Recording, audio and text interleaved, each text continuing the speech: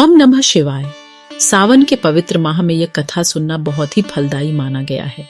बालक शंकर की यह कथा सुनकर आप शिव भक्ति भाव में लीन हो जाएंगे। यूं तो सभी दिन भगवान भोलेनाथ शंकर के हैं और हर रात शिवरात्रि है, जिसको हम और आप शिवरात्रि के तौर पे सिर्फ एक दिन मनाते हैं, उसे महाशिवरात्रि कहते हैं। जिस समय भी आप यह कथा सुन रहे हैं, समझ लीजिए कि अभी भी शिवरात्रि है। तो हर समय शिव ध्यान करें और भगवान भोलेनाथ जी की कथा सुने और भजन सुमिरन करें। कथा प्रारंभ करते हैं। शंकर एक अनाथ लड़का था। उसको जंगल में रहने वाले शिकारियों के एक गिरोह ने पाला था। उसके पास कोई औपचारिक शिक्षा भी नहीं थी। वह केवल एक चीज जानता था कि उसे कैसे जीवित रहना है।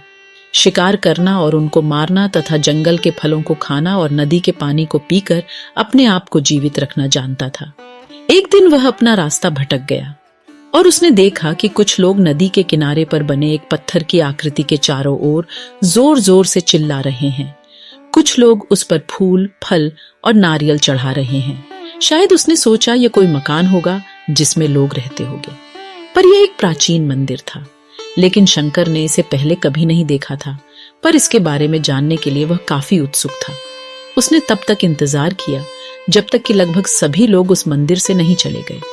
अंत में उसने एक युवा लड़के को पत्थर की इमारत से बाहर आते देखा और उससे बात करने का फैसला किया। और शंकर ने उससे अपने मन में आए कई सवाल पूछे। उसका पहला प्रश्न था, इस इमारत को क्या कहा जाता है? लोग अपने साथ क्या लाते हैं? फिर उन चीजों को अंदर वाली इमारत में क्यों छोड़कर वापस आ जाते हैं? चीजों को अपने साथ लाना और उन्हें अंदर छोड़कर वापस चले जाने पर वह लड़का शंकर की अज्ञानता व मासूमियत पर बहुत ही हैरान था और उसके सवालों से चकित भी था। पर यह वह नहीं जानता था कि वह पास के जंगल में रहता है और शिकार करके ही अपना जीवन यापन करता है। लेकिन फिर भी उसने उसके सवालों के जवाब देने की पूरी कोशिश की। उसने शंकर को बताया, ये भगवान शिव का मंदिर है। लोग यहाँ उन्हें फल और फूल चढ़ाने आते हैं। वे शिव भगवान से जो चाहते हैं वह मांगते हैं और शिव उनकी सभी की प्रार्थनाओं को सुनते हैं। यह सुनकर शंकर तुरंत मंदिर जाना चाहता था। लड़के ने उसे अंदर का रास्ता दिखाया और शिवलिंग के बारे में बताया। शंकर ने मासूमियत से लड़के से पूछा, यह शिवलिंग क्या चीज है और हमें क्या देता है? लड़के ने बताया, हम शिव से जो मांगते हैं वह हमें दे देता है। हम सब ऐसा मानते हैं।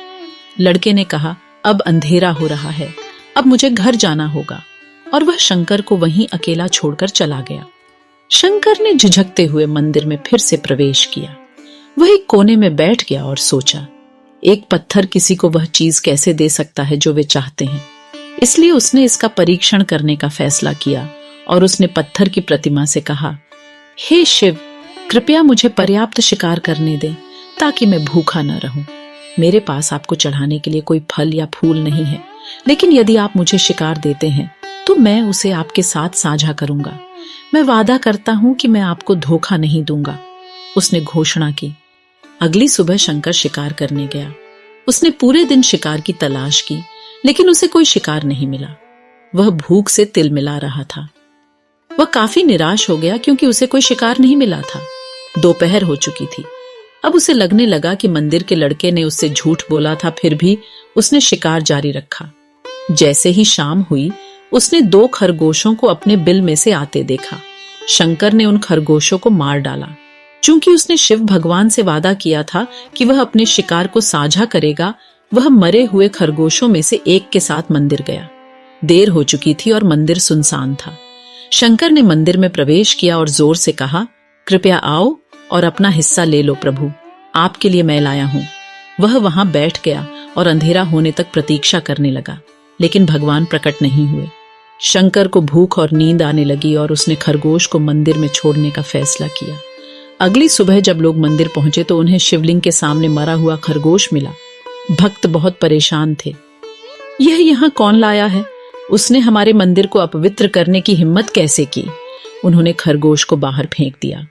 अगले दिन शंकर अपनी भूख मिटाने के लिए जंगल में शिकार करने गया, लेकिन इस बार उसकी किस्मत अच्छी नहीं थी और उसे शिकार भी नहीं मिला। उसने सोचा, आज रात को मंदिर जाना चाहिए और शिव से पूछना चाहिए कि उनको खरगोश का भोजन कैसा लगा। शंकर ये पूछने के लिए मंदिर गया। जब वह मंदिर पहुंचा तो उसके आश्चर्य का कोई ठिकाना न रहा। उस रात मंदिर में लोगों की काफी भीड़ थी। शिवरात्रि की रात थी, लेकिन अबोध शिकारी लड़के को इस बारे में कुछ भी नहीं पता था।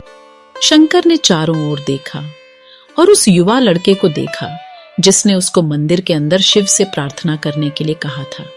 चूंकि उसे इतने सारे लोगों के आसपास रहने की आदत नहीं थी, उसने वहीं रुकने का फैसला किया और पास के एक बेल के पेड़ पर चढ़ गया। यह एक लंबा इंतजार था और समय बिताने के लिए उसने पेड़ से पत्ते तोड़कर जमीन पर फेंकना शुरू कर दिया। उसे अज्ञात पेड़ के नीचे एक छोटा सा शिवलिंग था जिसकी पूजा लंबे समय से नहीं की गई थी। शंकर के द्वारा फेंके गए बेल के पत्ते उस शिवलिंग पर गिरे। शंकर भजनों से मंत्रमुग्ध हो गया और धीरे धीरे 7 गाना और पंचाक्षरी मंत्र का जाप करना शुरू कर दिया। रात भोर में बदल गई और सभी भक्त मंदिर से चले गए। शंकर पेड़ से उतरा और मंदिर में प्रवेश किया। उसने देखा कि शिवलिंग की आंखों पर लाल निशान थे। वे कुमकुम के थे जो लोगों ने लगाए थे, लेकिन शंकर को यकीन था कि शिव को उनकी आंखों में परेशानी हो रही है। उसने शिव की खेदजनक स्थिति के रूप में जो कुछ भी महसूस किया, उसके लिए उसे बहुत दुख हुआ। वह उनकी मदद करना चाहता था। उसने सोचा, शिव यहाँ अकेले रहते हैं और बीमार होने पर उनकी देखभाल करने वाला कोई नहीं है। जब तक भक्त उनसे मिलने नहीं आते, उन्हें भोजन भी नहीं मिलता। शंकर ने एक रात पहले भक्तों को शिवलिंग पर जल चढ़ाते देखा था। प्रभु को ठंड लग रही होगी, शायद वे कांप रहे हैं। उसने सोचा, आखिरकार वे केवल पत्तियों से ही ढके हुए हैं। तो उसने शिव से पूछा, मेरे स्वामी, मैं आपकी क्या मदद कर सकता हूँ? शायद कुछ खाना या दवा। मैं आपकी सेवा कैसे कर सकता हूँ? शिव ने उसे कोई उत्तर नहीं दिया। शंकर ने सोचा, भगवान वास्तव में बहुत बीमार है, क्योंकि वह अब उत्तर देने में भी असमर्थ हैं।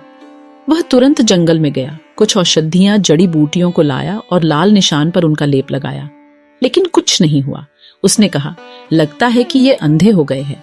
मुझे प्रभु को अपनी एक आंख देनी चाहिए ताकि वह ठीक हो जाए।